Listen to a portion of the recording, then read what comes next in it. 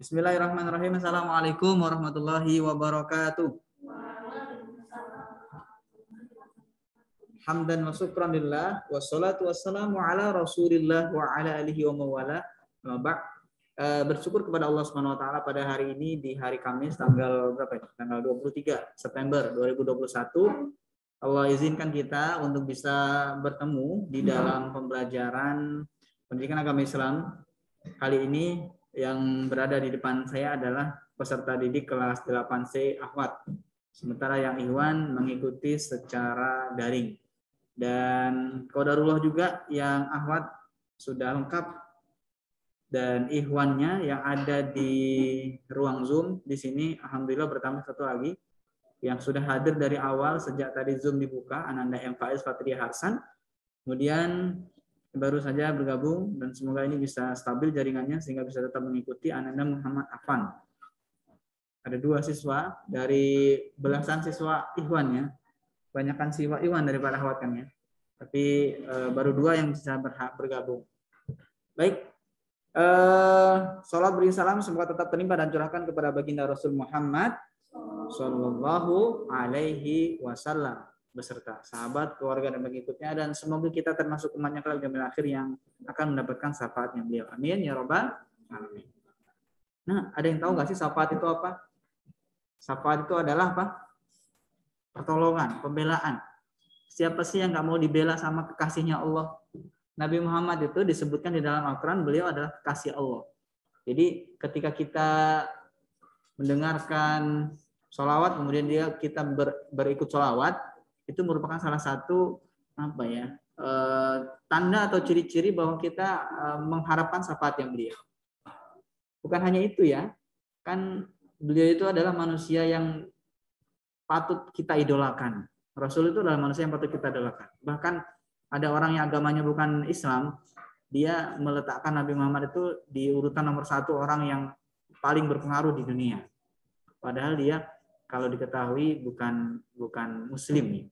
Tapi karena Rasulullah itu sangat besar pengaruhnya menempatkan urutan pertama. Setelah itu baru tokoh-tokoh yang bukan Muslim. Bukunya Ustaz lupa. Kenapa nak? Iya.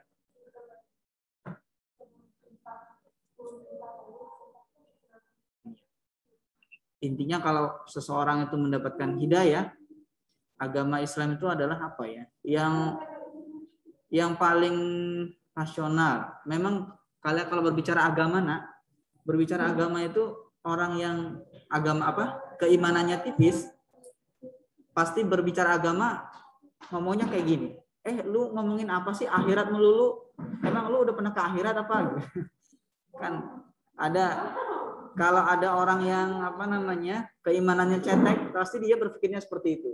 Terus dia menyamakan dengan binatang. Kenapa jawab menyamakan binatang? Karena mereka beranggapan kan kalau udah mati ya udah kita nggak bakal ada apa-apa lagi gitu kan. Itu mah hewan ya seperti itu. Kalau kita mah tidak ya, kita manusia makhluk yang Allah ciptakan dengan mulia dan di dunia ini sebagai ujian. Siapa yang bisa melaluinya dengan selamat, dengan baik, maka nanti di akhirat akan dibalas oleh Allah dengan surga.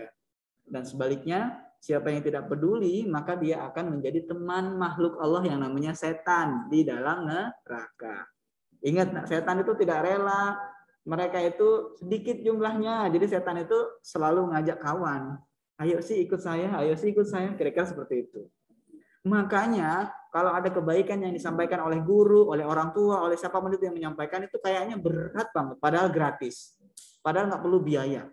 Sementara kalau itu setan, walaupun itu membutuhkan biaya ataupun tenaga ataupun pengorbanan lain lah, pasti dijabanin. Ayo deh kita berangkat kemana gitu kan. Padahal di sana membutuhkan biaya.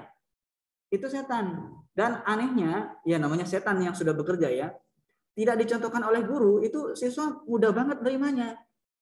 Ya karena dia dibantu sama setan. Ya. Kira-kira seperti itu. Jadi jangan heran. Dan Ustaz juga selalu berdoa setiap apa yang disampaikan oleh kami ketika itu baik, semoga Allah berikan hidayah dan bisa masuk ke diri kalian sebagai seorang siswa. Amin. Karena kalau ditutupi sama setan yang ada apa coba? Ustaz ini ngomong apa sih? Saya sebel deh ngomongnya kayak gini terus gitu kan. Kayak gitu Nah ini hati kalian, Ustaz nggak ngerti. Karena yang seperti ini biasanya di dalam hati. Baik, tadi sebagai mukadimah di pembukaannya kita memasuki bab kelima pada kesempatan kali ini tentang sujud. Kalau temanya di sini jiwa lebih tenang dengan banyak melakukan sujud. Dibuatnya seperti itu. Jadi membuat dengan sujud itu maka jiwanya menjadi tenang. Kenapa tenang? Karena dengan sujud itu yang kita sujudkan, yang kita sembah itu adalah Allah Subhanahu wa taala. Zat yang tidak bisa kita lihat tapi buktinya banyak ya.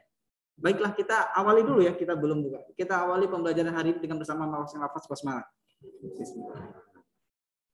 Baru deh kita melangkah ke sujud. Nah, sujud ada 3 dalam bab ini yang harus kalian pahami. Dari ketiga sujud ini, Ustadz mau bertanya dengan siswi yang ada di depan Ustadz.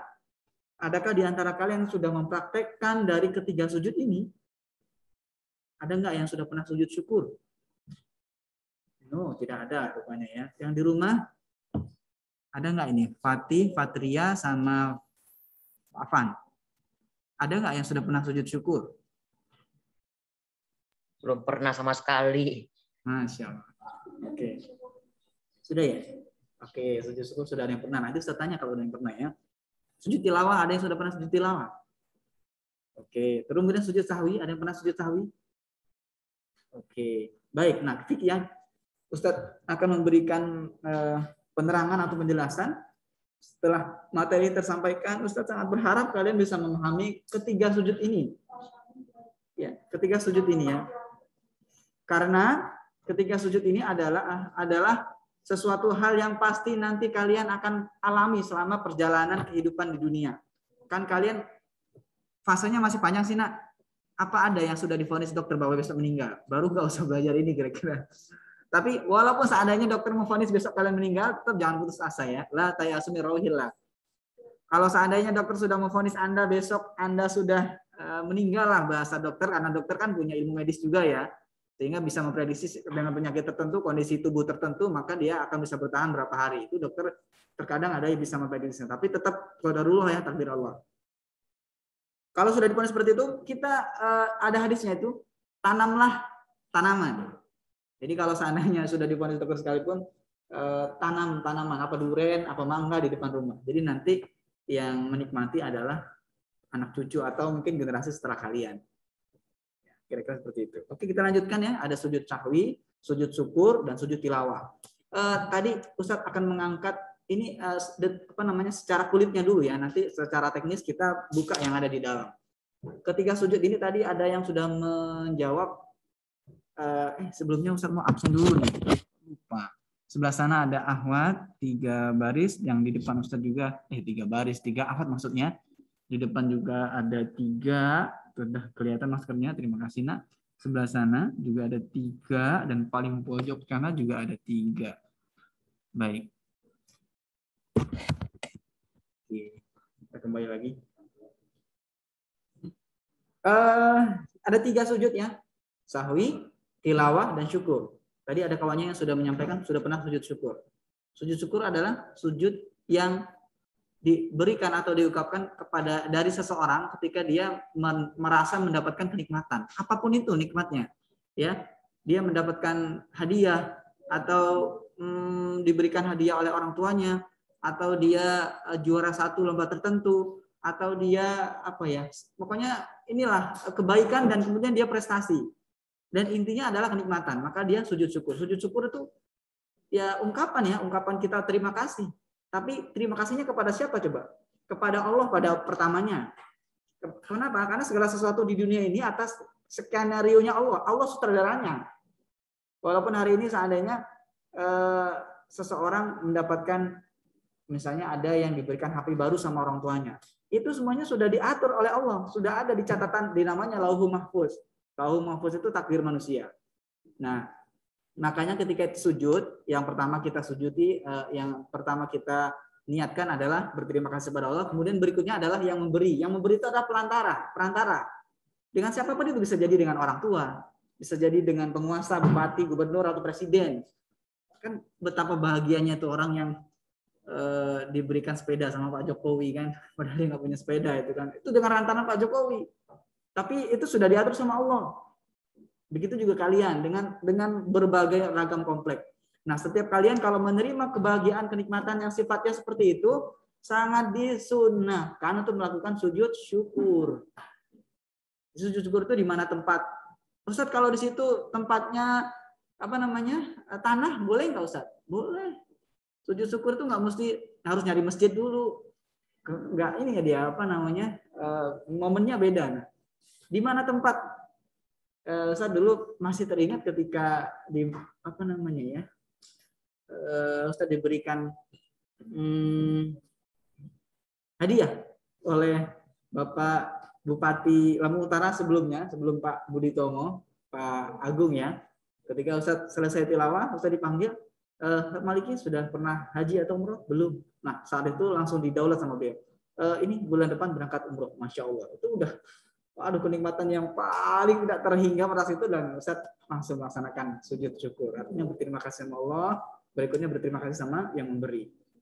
Ya, ini Ustaz, mungkin kalian juga ada hal lain kan? Kalau kalian saksikan di televisi biasanya ya, ada orang yang secara ekonomi sangat susah, dia mengikuti event tertentu dan menang misalnya ya, kan dia langsung sujud syukur ya. Kenapa? Karena mungkin hutangnya terbayar, dan lain-lain lah ya, kira-kira seperti itu. Oke, kalian harus ingat ayat Ibrahim ayat 7. Siapa yang bersyukur kepada Allah maka akan aku tambah. Barang siapa yang tidak bersyukur atau kufur maka azabku sangat pedih. Ingat tuh. Jadi kalau kita bersyukur maka Allah akan tambah nikmatnya. Sementara kalau kita tidak bersyukur maka Allah akan memberikan azab. Nah, dari ayat itu kita sudah jelas. Siapa yang mendapatkan nikmat itu mesti bersyukur. Dan ingat enak ya, nikmat itu tidak melulu berupa hadiah, berupa uang, berupa benda. Sekarang yang kita hirup, bisa menghirup oksigen tanpa alat bantu, ini merupakan nikmat juga ya. Jadi kalau Ustaz saranin sih sujud syukur nggak mesti ketika nanti nunggu kita dapat uang 100 juta gitu, enggak. Mungkin boleh saja kita setiap hari sujud syukur, boleh nggak? Boleh. Karena setiap kita bangun tidur, kita masih diberikan kesempatan untuk hidup, untuk bisa menghirup oksigen tanpa alat bantu, itu juga udah nilai yang nggak bisa orang rupiahkan. Coba kalau orang yang di rumah sakit sana itu pakai alat bantu, sakit lagi masukinnya, nak. Mau nggak kalian lagi sehat dicolok-colok hidungnya kayak gitu? Nggak mau, nak. Sakit. Makanya itu merupakan nikmat yang harus disyukuri. Oke, itu pertama sujud syukur ya. Nanti teknisnya kita bahas dalam. Berikutnya adalah sujud mana dulu? Sahwi dulu atau tilawah dulu? Sahwi ya. Sujud sahwi adalah sujud yang dilaksanakan oleh setiap kita umat Islam. Ternyata sujud syukur itu ada juga yang orang-orang bukan muslim yang mereka latah ya. Jadi langsung sujud. Saya pernah juga lihat. Jadi mereka kan kadang latah ya. Kalau dapat sesuatu, alhamdulillah, makasih ya bang, katanya. Kalau dilihat, bukan Islam dia.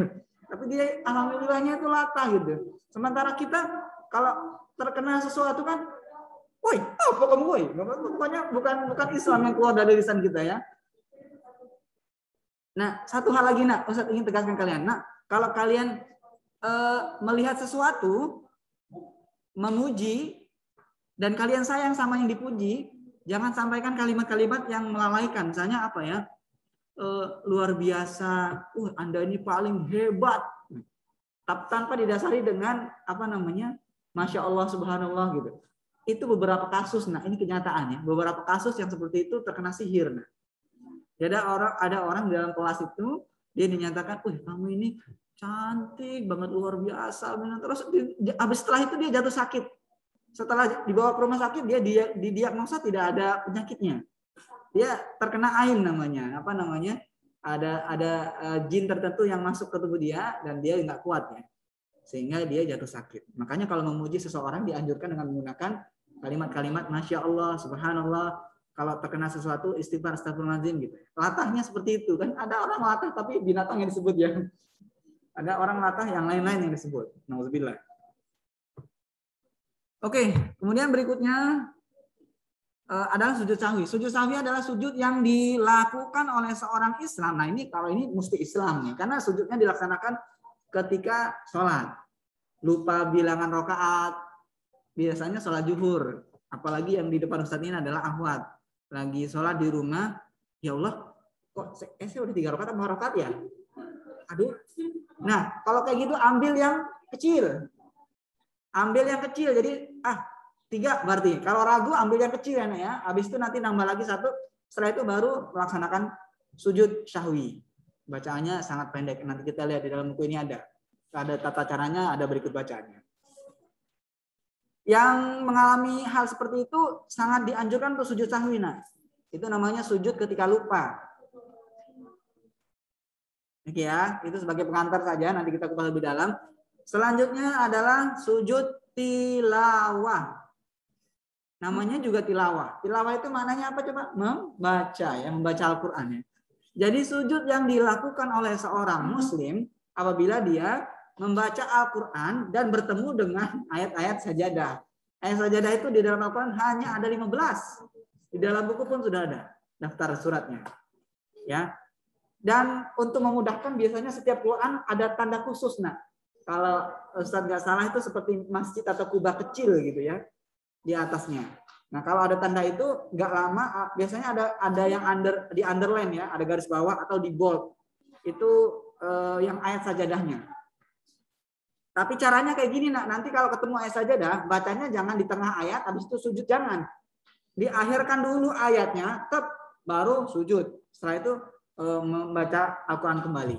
Ya mungkin kalian labas-labas aja ketika membaca Al-Quran, tapi semoga setelah Ustadz memberikan informasi atau ilmu ini, kalian bisa lebih paham dan ketika bertemu dengan ayat sajadah nanti tunaikan sujud, namanya sujud tilawah. Dan sujud tilawah ini sangat dianjurkan ya. Kalau Ustadz pernah mendengar kajian, ketika kita membaca ayat-ayat Al-Quran bertemu dengan sujud ayat-ayat sajadah, itu pohon-pohon aja yang ada di sekitaran kita, kalau kita mengetahui bahasa mereka, mereka pun ikut sujudnya. Mereka pun ikut sujud karena yang dibaca adalah firman Allah. Ingat ya, Al-Quran itu bukan bacaan biasa loh. Itu adalah firman Allah. Kalau kan sudah pernah saya sampaikan belum ya? Sebagai bukti, coba bacakan aja sama orang yang kesurupan. Kalau dibacakan kitab atau koran mungkin atau tulisan lain mungkin dia nggak ngefek. Tapi kalau dibacakan ayat Al-Quran yang membaca adalah orang yang taat ibadah, kepanasan dia. Itu adalah salah satu bahwa Al-Quran itu adalah bukan bacaan biasa. Jadi kita harus yakin bahwa Al-Quran ini adalah firman Allah. Ini adalah perkataan Allah. Dan ini adalah pusaka kita. Maka di rumah jangan sampai nggak ada Al-Quran. Harus ada Al-Quran. Bukan disimpan, tapi dibaca. Ustaz, kalau saya tidak boleh sedang membaca, kayak mana Ustaz? Beruntunglah bagi kalian yang mempunyai hafalan. Jadi kan nggak mesti megang tuh. Dibaca. Nah, kalau lupa kayak mana Ustaz? Istighfar aja, diulang lagi.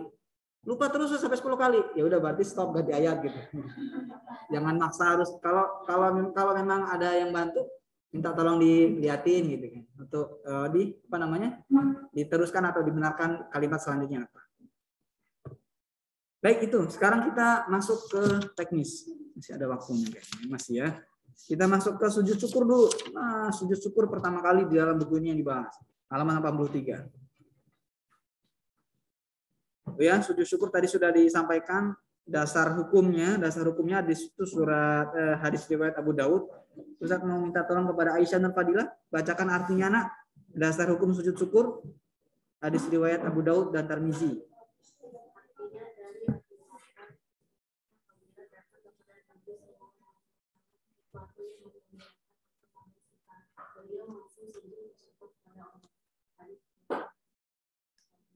Ya, baik. Nah, sebagai seorang muslim, kalau kita melihat ada hadisnya, maka nggak boleh bertanya, kenapa ya ini apa bersanggah ya, langsung ikuti. Karena itu ada dasarnya, ada hadisnya atau ada ayatnya. Apalagi ayat lebih kuat Al-Quran yang bilang, ini hadis. Jadi ketika mendapat nikmat, maka disunahkan untuk melaksanakan sujud syukur. Sebab-sebabnya tadi sudah ya, mendapatkan nikmat, kemudian kedua terhindar dari bahaya. Jelas ya, karena merupakan nikmat keduanya. Kemudian kita langsung masuk ke tata cara. Tata cara yang pertama adalah menghadap kiblat. Nah, kalau saya nerima hadiahnya di pasar, kayak mana Ustaz? Masjidnya jauh lagi. Ada yang tahu nggak cara melihat kiblat yang paling mudah? Mendeteksi kiblat paling mudah dengan melihat arah matahari. Muhammad Afan sudah menjawab, matahari nak. Jadi matahari itu mulai dari terbit kemana, terbenam ke arah mana. Lihat kepala kita, set. Kalau paginya di sana, berarti kira-kira, berarti ke sana gitu kan. Kalau kita nerima nikmatnya siang, di siang bolong, tengah-tengah, nah baru mungkin kalau pas kita dapat nikmatnya pas tengah hari, baru boleh kita ke arah mana saja boleh tanpa diketahui kan. Kalau posisinya di tengah-tengah antara jam 11 sampai jam 1 mungkin matahari posisi di kepala kita ya, dan bergeser dikit baru kelihatan bayangan. Cara menentukan matahari itu kayak gitu. Nah, jadi kalian berdiri, kalau matahari sebelah sana terbit, terbenamnya pasti sebelah sana kan arah bayang kita kan sana, berarti di sana tempat sujudnya. Kalau sore sebaliknya, kalau sana tempat benar, bukan kebalik sana kiblatnya, tetap di sana. Kalau yang waktu petangnya. Itu yang mudahnya ya, karena ketika di tengah hutan kalian bingung menentukan arah kiblat, itu paling mudah adalah dengan menggunakan melihat matahari. Kemudian kalau kalian punya kompas, gunakan kompas ya, karena wallahu a'lam di Ka'bah itu salah satu pusat magnet ya. Jadinya kalau kalian bawa kompas ke sana, ya tetap pusarnya ke arah sana. Dia di titik itu. Nah, itu salah satu mukjizat juga. Jadi ya di titik Ka'bah itu dia muter. Dia nggak akan bergeser. Makanya kalau kalian punya HP atau kompas, kan udah pada canggih-canggih tuh. Ada kompasnya di HP. Letakkan HP. Nah, kalau bawa HP enak ya, di tengah di mana tempat berarti kiblatnya ke sini. Dan kalian pun bisa koreksi masjid.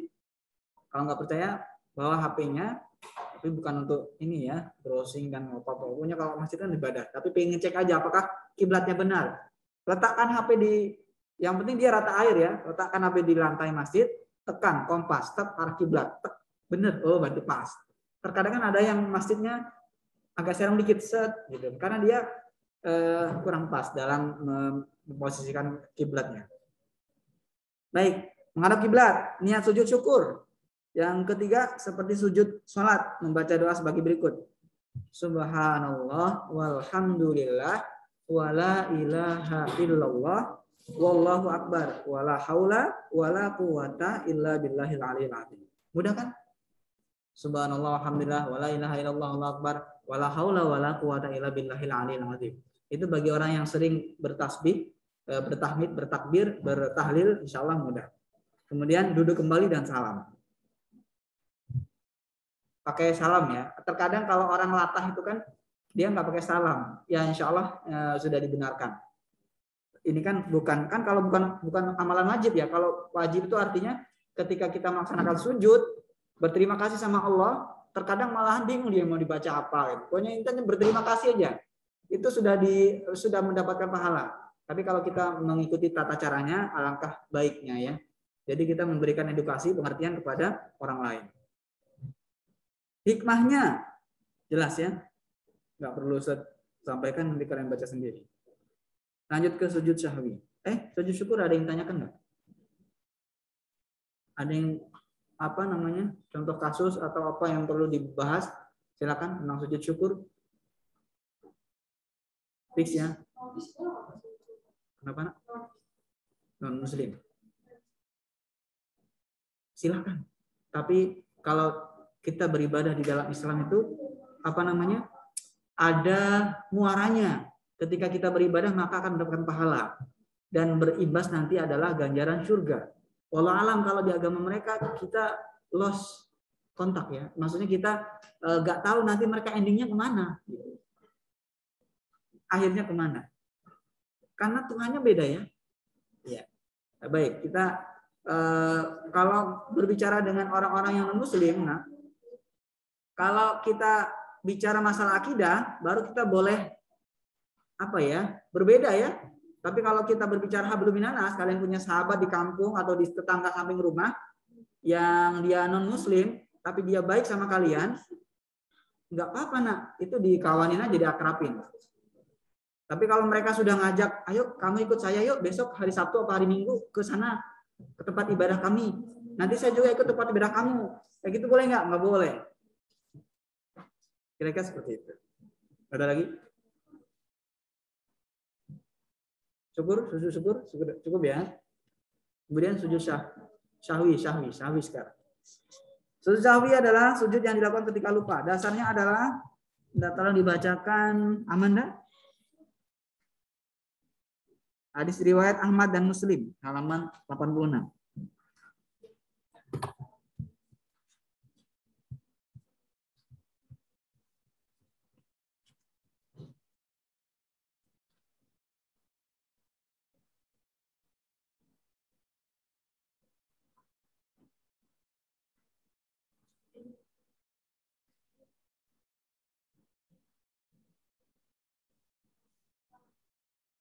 Baik. Jadi biasanya sih kasus ini terjadi ketika Anda mengerjakan bilangan rakaat yang jumlahnya 4. Ya.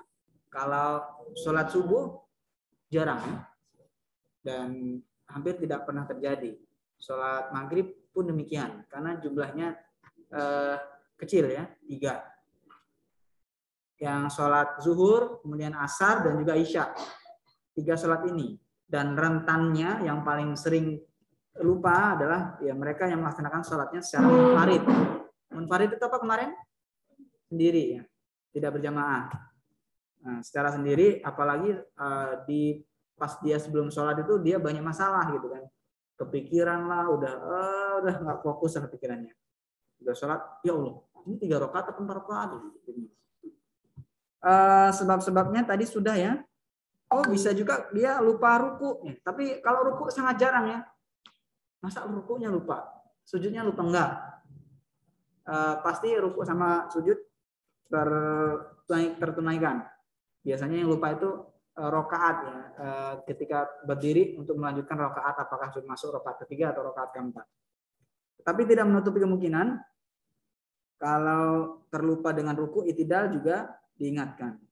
Tapi kalau ada kalian berimam, ada imamnya, ada yang salah, gimana kalau yang akhwat mengingatkan imam? Dengan cara kayak mana? Ada yang ingat, tahu nggak prosesnya kalau ada imamnya salah, mengingatkannya kayak mana? Iya, ya benar, ditepuk tangan kanan. Sepakat ya nak ya, kalian harus ingat itu. Nanti kalian sudah punya suami, suaminya baca, ternyata suaminya banyak pikiran deh, dia lupa apa namanya bilang rakaatnya.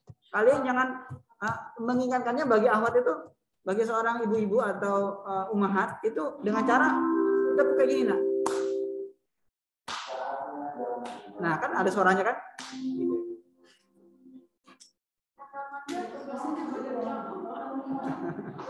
Jangan. Kalau yang laki-laki dia mengucapkan kalimat subhanallah. Tapi kalau yang akhwat perempuan dia cukup tepuk tangan kanan ya.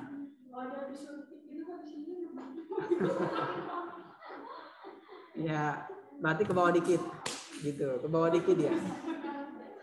Kan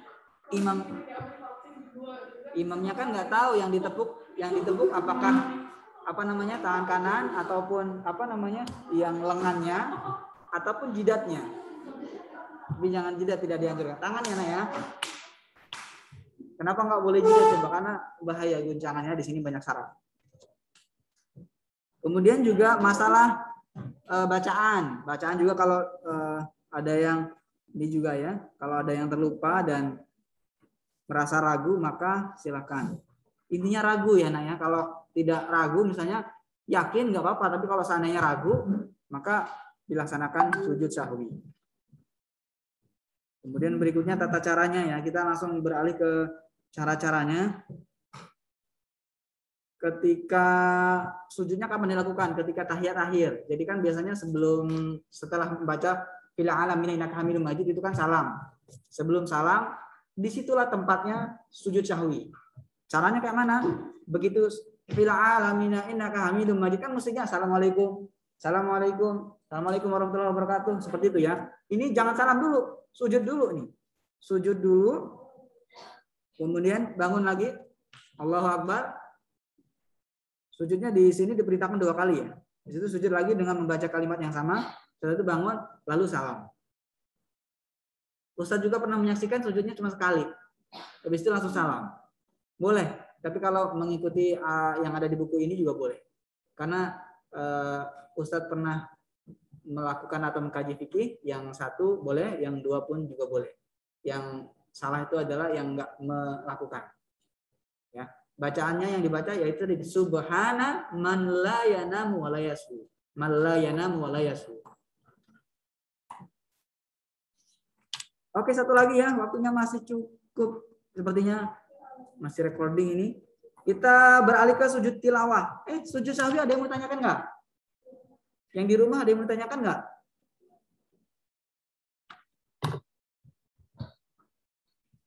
Yang di kelas ada yang mau tanyakan nggak? Oke, kalau tidak ada kita langsung masuk ke sujud tilawah. Sujud tilawah ini adalah sujud yang dikerjakan ketika dia membaca Al-Quran bertemu dengan ayat-ayat sajadah. Ayat sajadah itu ada 15 ya. Lihat di halaman 88 itu. 1 sampai 15 itu. Nah, itu adalah ayat-ayat sajadah.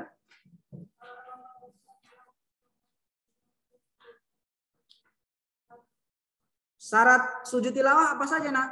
Nah, kalau tadi tidak ada syaratnya ya. Kalau sujud syukur itu tidak mesti wudu, Nak. Perhatikan ya. Kalau sujud syukur itu tidak mesti wudu, karena posisi kita kan bisa jadi dalam aktivitas sehari-hari ya. Tapi kalau sujud syahwi, harus berwudu nggak? Iya, yang benar. Bagaimana kalau nggak berwudu, dia sholat, batal sholatnya. Juga sujud tilawah. Kalau sujud tilawah ini, di sini dituliskan suci dari hadas dan najis. Kenapa? Karena orang membaca Al-Quran itu, fikih mengatakan boleh, memang adabnya ketika membaca Al-Quran itu gigi kita harus disikat. Nah, jangan bau ikan asin atau bau terasi kita makan baca Al-Quran. Karena yang mau dibaca adalah firman Allah atau kitab Allah. Kemudian suci dari najis itu maksudnya ya kalian tidak sedang hadas ya, tidak sedang berhadas kecil maupun hadas besar. Maka disuci dari najis. Nah, berarti kesimpulannya, nah, seorang ahwat yang sedang tidak boleh sholat ya, sedang datang bulan ya, maka dia boleh melakukan sujud syukur, tapi tidak bisa melaksanakan sujud sahwi dan juga sujud tilawah ya, karena dia pasti nggak akan masuk ke dua agenda tersebut. Kalau sujud syukur masih mungkin. Kemudian menghadap kiblat, karena biasanya tilawah itu seseorang kalau tilawah itu di tempat yang bersih, nah. Di pasar kan bisa tilawah, Ustaz. Ya, biasanya sambil nunggu konsumen pedagangnya kan dia tilawah gitu kan. Itu tempatnya kan bersih. Boleh nanti ketika membacanya sujud sebentar, nanti dia bangun lagi. Menutup aurat. Cuman itu aja, nak. Dan kemudian rukun sujud tilawah. Niat takbiratul ihram, sujud 1 kali dengan diawali bacaan takbir. Duduk setelah sujud dengan tumaninah tanpa membaca tasyahud, salam. Nah, ini adalah tata cara sujud tilawah. Jadi kalau kalian melihat, jangan heran kalau orang baca Al-Quran loh kok tiba-tiba dia sujud gitu. Itu ngapa sih gitu kan? Dia paham. Dia adalah orang-orang yang sudah diberikan kefahaman. Jadi kalau ketemu ayat-ayat sajadah, dia sujud. Tadi Ustaz udah kasih ciri-cirinya ya. Biasanya ada kubah kecil setiap Al-Quran. Silakan sujud tilawah. Bacaannya ini ya, sajadah wajhiya lilladzina khalaqahu wa saqqa sam'ahu wa basarahu bihaulihi wa quwwatihi. Oke, sujud tilawah ada yang ingin ditanyakan? Ustadz, sebelum Ustadz akhiri, Ustadz dulu pernah pengalaman pribadi Ustadz ya, sujud tilawah ini dilakukan dalam sholat. Coba bayangin, kalau orang lagi ngaji terus tiba-tiba sujud, itu hal yang biasa.